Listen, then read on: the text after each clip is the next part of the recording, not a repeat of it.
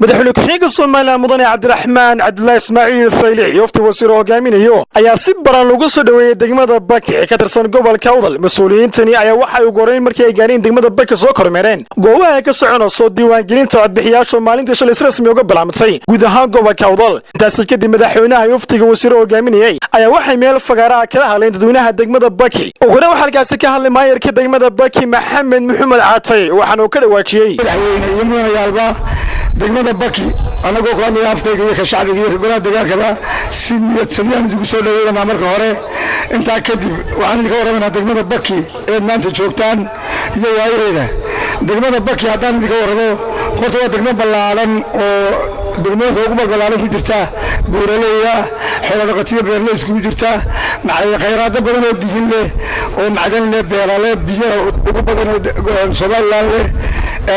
وانا دغمدا ugu xoolo badan wasiirka wasaaradda waxbarashada Soomaaliya Cabdullaahi Dheere wasiirka wasaaradda boosaha iskaalinta Soomaaliya Maxamed Jaamac Abgal wasiirka wasaaradda xiriirka golayaasha Soomaaliland Ali Xamuud Jibriil oo hadalka iska daba qaatay ayaa iyagana waxa hadalooda ka mid ahaa waqtigii madaxweynuhu yimid la dhex dhigay horta dawladnimadu waxa weeye qorshe ay ku socotaayo way iska daahi kartaa laakiin laba mooge waxa laga qaban doonaa intii suurtagal ah laakiin arrimo kale oo culus bay naga soo kordhay oo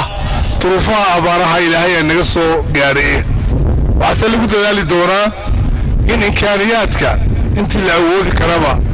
la soo daadajiyo mashaariic kale madaxweynuhu dhagax dhigay way socdaan qaarkood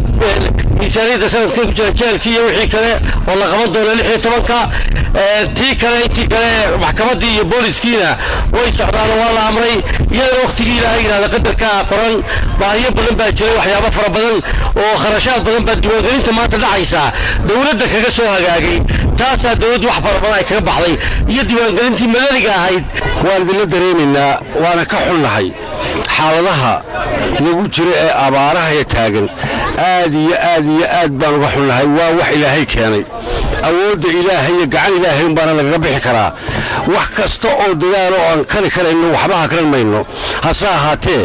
waa awoodda Ilaahay baan lagu baahay Ilaahay hay noo fududeeyo Ilaahayna cirka madar khayr qabo oo wanaagsan Ilaahayna hay naga siiyo Ilaahay abaaraha ay naga soo gaaro runtii socod horaan leenahay saa la sheegayo waan aad baan idin la aragnay waa idin la dareeminaa ugu dambeyntii waxa hadalka soo xidhay oo halkaasi hadallo kala duwan ka soo jeediyay madaxweyne ku-xigeenka Jamhuuriyadda Soomaaliya Cabdiraxmaan Cabdullaahi Ismaaciil Sayliix waxaana kula dardaarmay guud ahaan dadweynaha ku dhaqan degmada Baki inay qaataan kaarka diiwaangelinta codbixinta waxaana hadaladiisa ka mid ahaa marka labaad sida la ii sheegay waxaan u soconaa maanta sidii ku dhiirigelin lahayn isdiiwaangelinta bilaabantay oo inaga beegantay sida la sheegay waqti adag inaga bilaabantay inaga toosantay oo abaar maanta gobolada galbeedka gaar u haysata ay ku beegantay ilaa galbeed meesha ka sii tahay inaga sidan tahay waxaan daayin leenahay maadaama waqtiga qadar Allah isku beegay waxaan u soconaa inaan dareenkana la qaadano oo inaan ku aragno kolka idin ka maqanahay dareenku uu nagu jiraa oo dadkayga dhibtiisa waan dareensanahay oo isku soo nasaaran yahay wixii halka inuu ilmanayo waa la soconaa ama anagu aan dawlad ahaan salno ama hay'ad soo riixno abaarana Ilaahay ma ka barin Ilaahay naga soo jabsho gacanta Ilaahay ugu dhargaya isku soo wadaba kormeerka shaqo oo ku tagay madaxweyne ku-xigeenka Soomaaliya Cabdiraxmaan Cabdullaahi Ismaaciil Sayliix degmada Baki ee ka tirsan gobolka Awdal ayaa waxa ku soo beegay masaaxiil guud ahaan gobolka Awdal ku dhuftay abaar bixin isla markaana ay maalintii shalay ka bilaabantay diiwaangelinta codbixiyaasha doorashooyinka la filayo in sanadka 2017 ka qabsanto guud ahaan Soomaaliland waa Mustafa Caraale telefishinka caalamiga Somali News magaalada Boorama